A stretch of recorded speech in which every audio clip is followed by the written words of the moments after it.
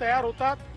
आपल्याला जेवढा दर महिन्याला पेट्रोल डिझेलचा स्टॉक लागतो तो देशाकडे आहे. त्यामुळे कोणीही रांगा लावू नये आणि अशा पद्धतीनं जर पेट्रोल पंपावरही कोणी काळा बाजार करणार असेल तर त्यांच्यावर कडक कारवाई केली जाईल. यासोबत काल एक अजून गोष्ट केंद्र सरकारने सांगितलेली आहे की आपल्याकडे खताचा भरपूर साठा आहे.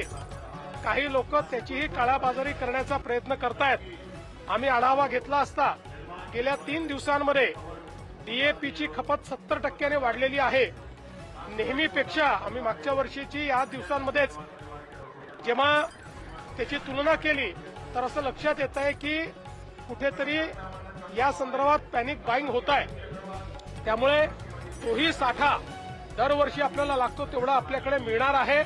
कोणी पॅनिक बाईंग करू नये आणि जे पुरवठादार आहेत त्यांनी देखील जर या ठिकाणी त्याचं होर्डिंग करून आणि शेतकऱ्यांना त्रास देण्याचा प्रयत्न केला कडक कारवाई करून या ठिकाणी फौजदारी कारवाई त्यांच्यावर करण्यात येईल हा इशारा आम्ही देतोय. पीएनजी पेट्रोल पंपावर नागरिकांनी रांगा लावू नये असं आवाहन फडणवीसांनी केलंय. नागपूरच्या शोभायात्रेतून मुख्यमंत्री फडणवीस हे संवाद साधत होते आणि यावेळी त्यांनी पेट्रोल पंपावर रांगा न लावण्याचं आवाहन केलंय. Subscribe now and press the bell icon. Never miss an update.